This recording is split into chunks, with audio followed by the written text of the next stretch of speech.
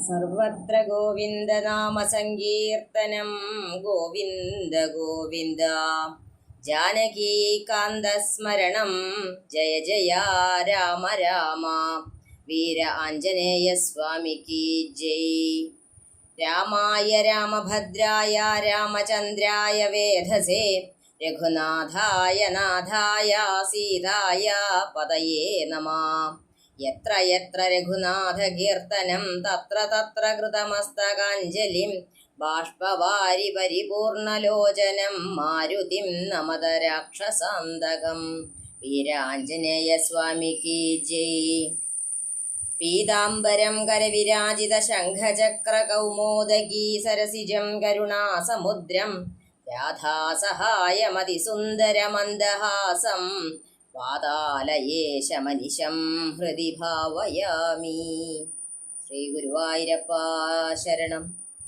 സദാശിവസമാരംഭാം ശങ്കരാചാര്യമധ്യമാം അസ്മദാചാര്യപര്യന്താം വന്ദേ ഗുരുപരമ്പരാം.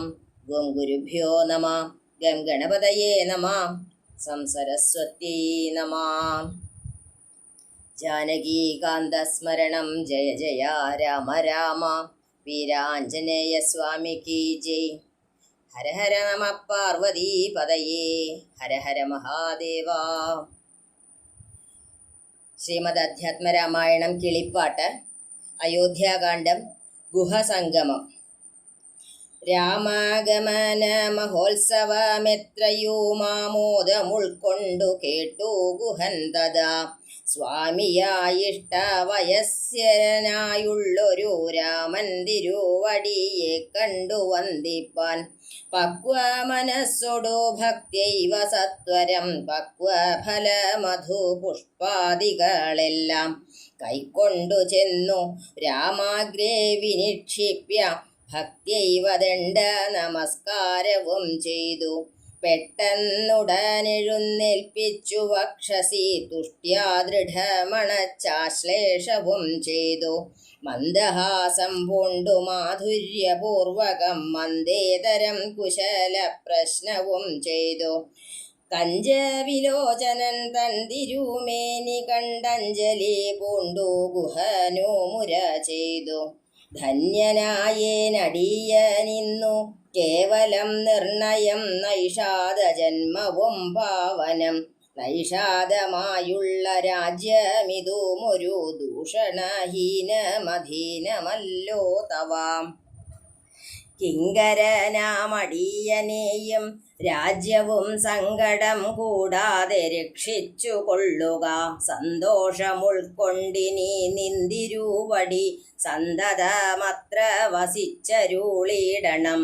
അന്തഃപുരം മമ ശുദ്ധമാക്കിയിടണം. അന്തർമുദാപാദപദ്മരേണുക്കളാൽ മൂലഫലങ്ങൾ പരിഗ്രഹിക്കേണമേ. കാലേ കനിവോടനുഗ്രഹിക്കേണമേ. ഇത്തരം പ്രാർത്ഥിച്ചു നിൽക്കും ഗുഹനോടു മുഗ്ധഹാസം പൂണ്ടരുൾ ചെയ്തു രാഘവൻ. കേൾക്ക നീ വാക്യം മതീയം മമ സഖേ. സൗഖ്യമിതിൽ പരമില്ലെനിക്കേതുമേ. സംവത്സരം 14 കഴിയണം സംവസിച്ചിടുവാൻ ഗ്രാമാലയങ്ങളിൽ. അന്യദത്തം ഭുജിക്കെന്നതുമില്ലെന്നു മന്യേ വനവാസകാലം കഴിവോളം. രാജ്യം മമൈതദ് ഭവാൻ മത്സഖീയല്ലോ പൂജ്യനാം നീ പരിപാലിക്ക സന്തതം. കുണ്ഠഭാവം ചെറുതുണ്ടാകയും വേണ്ട കൊണ്ടുവരിക വടക്ഷീരമാശു നീ. തൽക്ഷണം കൊണ്ടുവന്നു വടക്ഷീരവും ലക്ഷ്മണനോടും കലർന്നു രഘുത്തമൻ.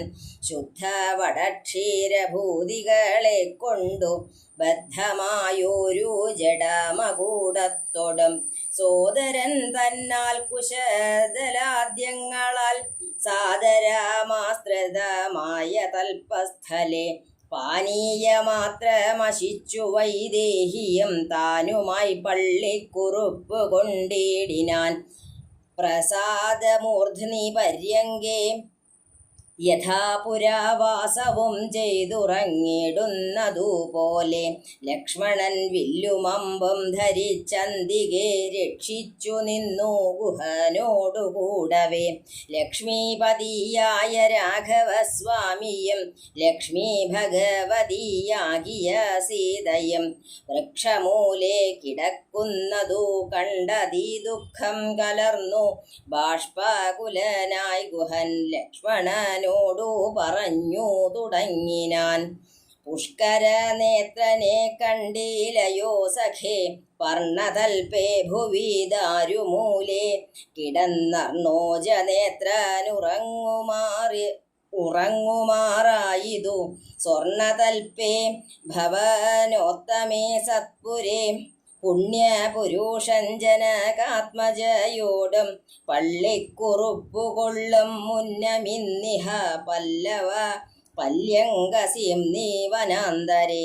ശ്രീരാമദേവനു ദുഃഖമുണ്ടാക്കുവാൻ കാരണഭൂതയായി വന്നിതു കൈകേയി മന്ധര ചിത്തമാസ്ഥയാ. കൈകേയി താൻ ഹന്ത മഹാപാപമാചരിച്ചാളല്ലോ.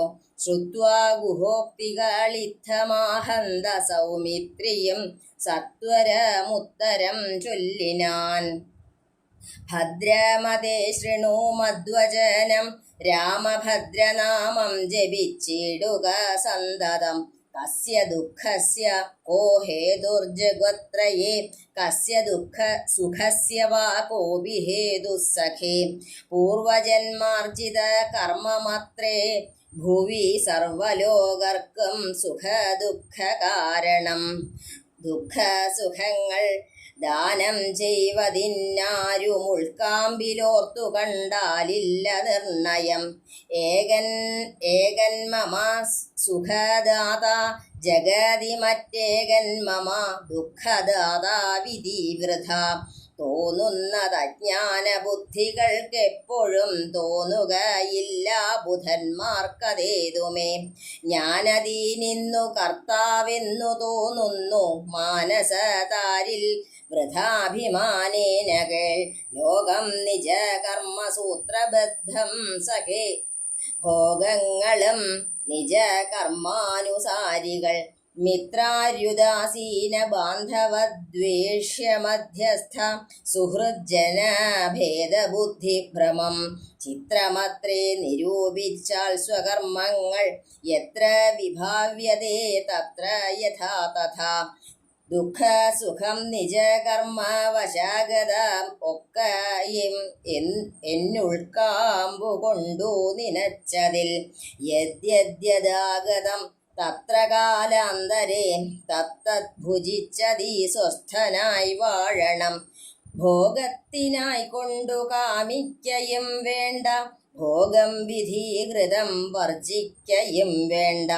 വ്യർത്ഥമോർത്തോളം വിഷാദഹർഷാദികൾ ചിത്തേ ശുഭാശുഭ കർമ്മഫലോദയേ. മർത്യദേഹം പുണ്യപാപങ്ങളെ കൊണ്ടു നിത്യമുത്പന്നം വിധി വിഹിതം സഖേ. സൗഖ്യദുഃഖങ്ങൾ സഹജമേവർക്കുമേ നീക്കാവതല്ല സുരാസുരന്മാരാലും. ലോകേ സുഖാനന്തരം ദുഃഖമായി വരും ആകുലമില്ല ദുഃഖാനന്തരം സുഖം. നൂനം ദിനരാത്രി പോലെ ഗതാഗതം മാനസേ ചിന്തിക്കലത്രയുമില്ലടോ. ദുഃഖമധ്യേ സുഖമായും വരും, പിന്നെ ദുഃഖം സുഖമധ്യ സംസ്ഥമായും വരും. രണ്ടുമന്യോന്യ സംയുക്തമായേവനുമുണ്ടു ജലപങ്കമെന്ന പോലെ സഖേ. ആകയാൽ ധൈര്യേണ വിദ്വജ്ജനം ഹൃദി ശോകഹർഷങ്ങൾ കൂടാതെ വസിക്കുന്നു. ഇഷ്ടമായുള്ളതു തന്നെ വരുമ്പോഴും ഇഷ്ടമല്ലാത്തതു തന്നെ വരുമ്പോഴും തുഷ്ടാത്മനാമരൂപുന്നു ബുധജനം. ദൃഷ്ടമെല്ലാം മഹാമായേതി ഭാവനാൽ ഇത്തം ഗുഹനും സുമിത്രാത്മജനുമായി വൃത്താന്തഭേദം പറഞ്ഞു നിൽക്കുന്നേരം മിത്രനുദിച്ചിതു സത്വരം രാഘവൻ നിത്യകർമ്മങ്ങളും ചെയ്തരുളിച്ചെയ്തു. തോണി വരുത്തുകെന്നപ്പോൾ ഗുഹൻ നല്ല തോണിയും കൊണ്ടുവന്നാശു വണങ്ങിനാൻ. സ്വാമിന്നിയം ദ്രൗണിക സമാരുഹ്യതാം സൗമിത്രിണാ ജനകാത്മജയാ സമം. തോണി തുഴയുന്നതു മടിയൻ തന്നെ മാനവവീര മമ പ്രാണവല്ലഭ. ശൃംഗിവേരാധിപൻ വാക്കുകേട്ടന്നേരം മംഗലദേവതയാകിയ സീതയെ കയ്യും പിടിച്ചു കരേറ്റി ഗുഹനുടെ കയ്യും പിടിച്ചു താനും കരേറിയിടിനാൻ. ആയുധമെല്ലാം എടുത്തു സൗമിത്രിയും ആയാതമായൊരു തോണി കരേറിനാൻ.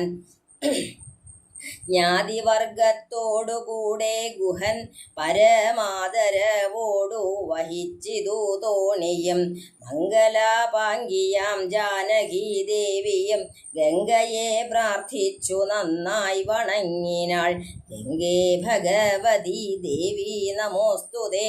സംഗേന ശംഭുതൻ മൗലിയിൽ വാഴുന്ന സുന്ദരി ഹൈമവതി നമസ്തേ നമോ. മന്ദാകിനി ദേവി ഗംഗേ നമോസ്തുതേ. ഞങ്ങൾ വനവാസവും കഴിഞ്ഞാദരാൽ ഇങ്ങു വന്നാൽ ബലി പൂജകൾ നൽകുവൻ. രക്ഷിച്ചുകൊള്ളുക നീ ആപത്തു കൂടാതെ. ദക്ഷാരി വല്ലഭേ ഗംഗേ നമോസ്തുതേ. ഇത്തരം പ്രാർത്ഥിച്ചു വന്ദിച്ചിരിക്കവേ സത്വരം പാരകൂലം ഗമിച്ചിടിനാർ. തോണിയിൽ നിന്നു താഴത്തിറങ്ങി ഗുഹൻ താണു തൊഴുതപേക്ഷിച്ചാൻ മനോഗതം. കൂടെ വിടകൊള്ളുവതിനിന്നടിയനു ഒരാടൽ കൂടാതെ അനുജ്ഞ നൽകിയിടണം. പ്രാണങ്ങളെ കളഞ്ഞിടുവനല്ലായിൽ ഏണാംഗബിംബാനന ജഗദീപദേ. നൈഷാദവാക്യങ്ങൾ കേട്ടു മനസി സന്തോഷേണ രാഘവനേവമരുൾ ചെയ്തു. സത്യം 14 സംവത്സരം വിപീനത്തിൽ വസിച്ചു വരുവൻ വിരവിൽ ഞാൻ. ചിത്ത വിഷാദമൊഴിഞ്ഞു വാണിടു നീ സത്യവിരോധം വരാ രാമഭാഷിതം. ഇത്തരമോരോ വിധമരുളി ചെയ്തു ചിത്തമോദേന ഗാഠാശ്ലേഷവും ചെയ്തു.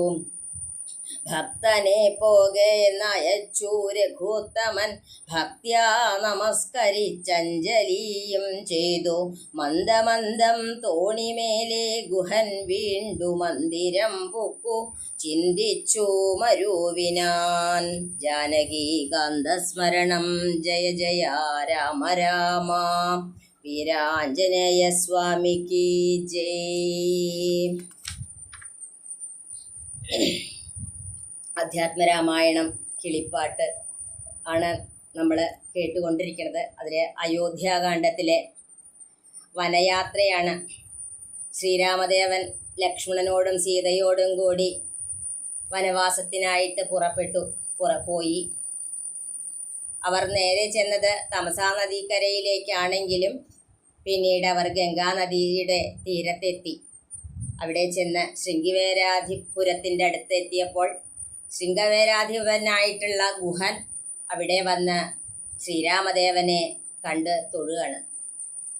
കാട്ടാള രാജാവായിട്ടുള്ള ഗുഹന് ഒരുപാട് കാലമായിട്ട് ഭക്തിയോടുകൂടി ശ്രീരാമനെ തന്നെ സ്മരിച്ചുകൊണ്ടിരിക്കുന്ന അദ്ദേഹത്തിന് ആ ശ്രീരാമ ദർശനം കിട്ടുകയാണ്. വേഗം വന്ന് ഫലപുഷ്പാദികളെ കൊണ്ട് അദ്ദേഹത്തിനെ സന്തോഷിപ്പിച്ച് വീണുകിടന്ന് നമസ്കരിച്ചു.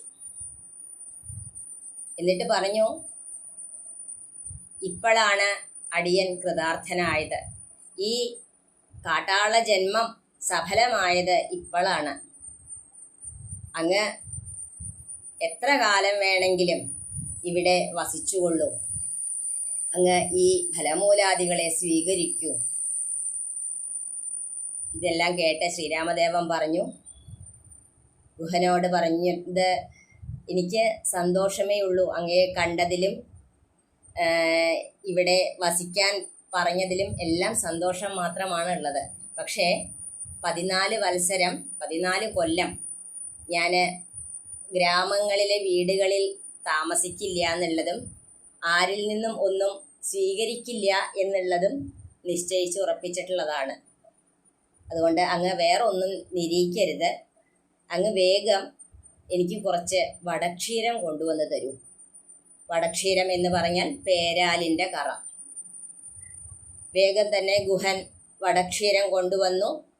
അത് ഭസ്മത്തോടുകൂടി കയ്യിലെടുത്ത് തൻ്റെ തലമുടിയിൽ തേച്ചുകൊണ്ട് ആ ജടയെ കെട്ടിയുറപ്പിച്ചു. ശ്രീരാമദേവൻ സീതയോടൊന്നിച്ച് അവിടെ ഒരു വൃക്ഷ ചുവട്ടിൽ തളിരിലകളെ കൊണ്ടുണ്ടാക്കിയിട്ടുള്ള ഒരു മെത്തയിൽ കിടന്ന് ഉറങ്ങി. സമീപം തന്നെ ലക്ഷ്മണനും ഗുഹനും നിൽക്കുന്നുണ്ട്. രണ്ടുപേർക്കും എന്തോ ഒരു സംശയം ഉള്ള പോലെയാണ് പരസ്പരം നോക്കുന്നത്. ലക്ഷ്മണന്റെ ഉള്ളിലുണ്ട്, എന്തിനാണ് ഈ കാട്ടാള രാജാവ് ഞങ്ങളെ പിന്തുടരുന്നത്? എന്നാൽ ഗുഹന്റെ ഉള്ളിലുണ്ട്, രാമനും സീതയും കാട്ടിലേക്ക് വന്നത് ശരി, എന്നാൽ ഈ ലക്ഷ്മണൻ എന്തിനെ കൂടെ പോന്നത്? അങ്ങനെ ഇരിക്കുകയാണ്. ഗുഹൻ ലക്ഷ്മണനോടായിട്ട് പറയുകയാണ്, നോക്കൂ, ശ്രീരാമദേവൻ സീതയോടൊന്നിച്ച് ആ അയോധ്യാപുരിയിൽ സ്വർണതൽപ്പത്തിൽ കിടക്കേണ്ട ആളാണ്. ആ അത്രയും സൗകര്യമുണ്ടായിരുന്നിട്ടും അദ്ദേഹത്തിന് എന്തേ ഈ തളിരിലകളിൽ കിടക്കേണ്ടി വന്നത്? ഇതിനെല്ലാം കാരണം ആ കൈകേയിയാണ്. ആ മന്ധരയുടെ വാക്ക് കേട്ടിട്ട് കൈകേയി പറഞ്ഞത് കൊണ്ടല്ലേ ഇദ്ദേഹത്തിന് ഇങ്ങനെയൊക്കെ വന്നത്. ഇതെല്ലാം പറഞ്ഞു കഴിഞ്ഞപ്പോൾ ലക്ഷ്മണൻ ഗുഹനോട് പറയുന്ന കുറച്ച് വാക്കുകളുണ്ട്. അങ്ങ് ഒന്ന് ചിന്തിക്കണം. നമ്മളിപ്പോൾ വേണ്ടത്, എപ്പോഴും ചെയ്യേണ്ടത് രാമനാമത്തിനെ എപ്പോഴും ജപിക്കുക എന്നുള്ളതാണ്. ആരുടെയും സുഖത്തിനായാലും ദുഃഖത്തിനായാലും മറ്റൊരാൾ കാരണമല്ല. മുജ്ജന്മങ്ങളിൽ നമ്മൾ ചെയ്തു കൂട്ടിയിട്ടുള്ള കർമ്മങ്ങളാണ് എല്ലാ സുഖദുഃഖങ്ങൾക്കും കാരണം. സുഖവും ദുഃഖവും തരാനായിട്ട് ആർക്കും പറ്റില്ല. ഒരാൾക്ക് സുഖം നൽകുന്നത് മറ്റൊരാളിന് ദുഃഖം നൽകും എന്നുള്ള തോന്നൽ ഉണ്ടാക്കുന്നതൊക്കെ അജ്ഞാനികൾക്കാണ്. ഈ വിദ്വാൻമാരായിട്ടുള്ളവർക്ക്, ജ്ഞാനികളായിട്ടുള്ളവർക്ക് അത്തരം തോന്നലുകളൊന്നുമില്ല. ഈ മനസ്സിലുണ്ടാവുന്ന അഭിമാനം കൊണ്ടാണ് ഞാൻ കർത്താവാണ് എന്നുള്ള തോന്നലുണ്ടാവുന്നത്. തൻ്റെ എല്ലാ കർമ്മങ്ങളും ഒരു ചരടിൽ ബന്ധിക്കപ്പെട്ടിട്ടുള്ള പോലെയാണ്. സ്വന്തം കർമ്മങ്ങൾക്കനുസരിച്ചിട്ട് സുഖഭോഗങ്ങൾ കൈവരണു എന്ന് മാത്രമേ ഉള്ളൂ. കൂട്ടുകാരൻ, ശത്രു, ബന്ധു, മിത്രം എന്നെല്ലാം പറയണ ഭേദചിന്തകൾ തന്നെ വിചിത്രമാണ്. സുഖദുഃഖങ്ങളെല്ലാം സ്വന്തം കർമ്മങ്ങൾക്കനുസരിച്ചാണെന്ന് വിചാരിച്ച് ഓരോ കാലത്തും വന്നു ചേരണതെല്ലാം അനുഭവിച്ച് സ്വസ്ഥമായിട്ട് വസിക്കുകയാണ് നമ്മൾ വേണ്ടത്. സുഖഭോഗങ്ങളെ അത്യാർത്തിയോട് കൂടിയിട്ട് നമ്മൾ ആഗ്രഹിക്കേണ്ട. ഒന്നിൻ്റെയും പിറകെ ഭോഗങ്ങൾക്കായിക്കൊണ്ട് നമ്മൾ പോവാൻ പാടില്ല. എന്നാൽ വിധിക്കനുസരിച്ച് വന്നു ചേരുന്ന ചില സുഖഭോഗങ്ങളുണ്ട്. അതെല്ലാം ഭഗവാന്റെ പ്രസാദമായിട്ട് നമ്മൾ കൈക്കൊള്ളുകയും വേണം. ഈ കർമ്മഫലങ്ങൾ അനുഭവിക്കേണ്ടി വരുമ്പോൾ മനസ്സിൽ ആഹ്ലാദമോ വിഷമമോ ഉണ്ടാവേണ്ട കാര്യമില്ല. അതെല്ലാം മനുഷ്യ ശരീരം ലഭിക്കുമ്പോൾ പുണ്യപാപങ്ങളുടെ ഫലമായിട്ട് കിട്ടുന്നതാണ്. ഇതെല്ലാവർക്കും ജന്മസിദ്ധമായിട്ടുള്ളൊരു കാര്യമാണ്. അവയെ ഒഴിവാക്കാൻ ദേവന്മാർക്ക് പോലും സാധിക്കണില്ല. ഈ സുഖത്തിനും ദുഃഖത്തിനും എല്ലാം നമ്മൾ ചിന്തിക്കേണ്ടത് അത് രാവും പകലും പോലെയാണ്. സുഖം വരും, അതിനോടൊപ്പം തന്നെ പിന്നാലെ ദുഃഖവും വരും. ചിലപ്പോൾ ദുഃഖത്തിന്റെ പകുതി വഴിയിൽ വെച്ചിട്ട് സുഖം വന്നു എന്ന് വരാം, എന്നാൽ സുഖിച്ചുകൊണ്ടിരിക്കുന്ന നേരത്ത് ദുഃഖവും വന്നു എന്ന് വരാം. ഇതെല്ലാം വെള്ളവും ചളിയും പോലെയാണെന്നാണ് ലക്ഷ്മണൻ പറയുന്നത്. രണ്ടും പരസ്പരം ചേർന്നിരിക്കുന്നതാണ്. അതുകൊണ്ട് അറിവുള്ള ആൾക്കാര്, വിദ്വാൻമാരായിട്ടുള്ളവര്, പണ്ഡിതന്മാരായിട്ടുള്ളവര് ഇതിനെയെല്ലാം ധൈര്യത്തോടു കൂടിയിട്ട് ഹൃദയത്തില് ഒരു സമചിത്തതയോടെ അനുഭവിച്ചു പോരുന്നു. ഇതെല്ലാം മായയാണ് എന്നുള്ളത് അവർക്ക് കൃത്യമായിട്ട് അറിയാം. അതുകൊണ്ട് ഈ സുഖങ്ങളെയും ദുഃഖങ്ങളെയും സ്വന്തം കർമ്മ പ്രാരാബ്ധമായി കണ്ടുകൊണ്ട് അതിനെ അനുഭവിക്കുക. എന്തു തന്നെ ഭഗവാൻ തന്നതായാലും ഇവിടെ ജന്മമെടുത്തിട്ടുണ്ടെങ്കിൽ അതിൻ്റെ പുറകിൽ പൂർവജന്മങ്ങളിലെ വാസനകളോ കൊണ്ടും കർമ്മ പ്രാരാബ്ധങ്ങളെ കൊണ്ടും തീർക്കുവാൻ വേണ്ടിയിട്ടാണെന്ന് മനസ്സിലാക്കണം. എന്തിനേയും സന്തോഷത്തോടുകൂടി സ്വീകരിക്കുക. സുഖമായിക്കോട്ടെ, ദുഃഖമായിക്കോട്ടെ, പ്രാരബ്ധങ്ങളായിക്കോട്ടെ, എന്തിനേയും സന്തോഷത്തോടുകൂടി സ്വീകരിക്കുക. ഇതെല്ലാം മായയാണെന്ന് മനസ്സിലാക്കിക്കൊണ്ട് തന്നെ, ഒന്നും നിലനിൽക്കുന്നതല്ല, വെള്ളത്തിലെ കുമിളകൾ പോലെയാണ്. വരും, കുറച്ചു നേരം നിൽക്കും, അത് ലയിച്ചു പോവും. അതുകൊണ്ട് തന്നെ ഒരിക്കലും നമ്മൾ ഇതിന് പുറകെ പോവാതെ രാമനാമം ജപിച്ചുകൊണ്ട് ഭഗവാനെ മാത്രം സ്മരിച്ചുകൊണ്ട് ചേമ്പിലയിലുള്ള വെള്ളത്തുള്ളി പോലെ ഒന്നിനോടും ഒട്ടലില്ലാതെ ആ ഭഗവാനെ സ്മരിച്ച് ആത്മാനന്ദം അനുഭവിച്ചുകൊണ്ട് വാഴുകയാണ് വേണ്ടത് എന്നിങ്ങനെ ലക്ഷ്മണൻ ഗുഹനോട് പറഞ്ഞ് കൊണ്ടിരിക്കുന്ന നേരത്ത് സൂര്യൻ ഉദിച്ചു.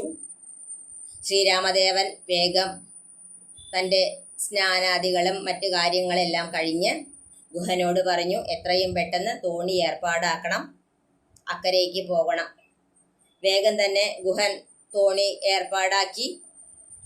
അതിൽ ശ്രീരാമദേവനും സീതാദേവിയും ആയുധങ്ങളെല്ലാം എടുത്തുകൊണ്ട് ലക്ഷ്മണനും കയറി. ഗുഹൻ തന്നെ ആ തോണി തുഴഞ്ഞ് ആ ഗംഗയുടെ മറുകരയിലേക്ക് എത്തിച്ചു. തോണിയിലിരുന്നു കൊണ്ട് സീതാദേവി ഗംഗാമാതാവിനെ നമസ്കരിച്ചുകൊണ്ട് പറഞ്ഞു, അമ്മേ, ഞങ്ങൾ വനവാസത്തിനായിട്ട് പോവുകയാണ്. തിരിച്ചു വരുമ്പോൾ തീർച്ചയായിട്ടും ഇവിടെ വന്ന് അമ്മയ്ക്ക് വേണ്ട എല്ലാ പൂജകളെയും ചെയ്യുന്നതാണ്. ഒരു ബുദ്ധിമുട്ടും കൂടാതെ ഈ വനവാസം പൂർത്തിയാക്കുവാൻ ഞങ്ങളെ അനുഗ്രഹിക്കണേ എന്ന് പറഞ്ഞുകൊണ്ടിരിക്കുമ്പോഴേക്കും മറുകരയിലെത്തി.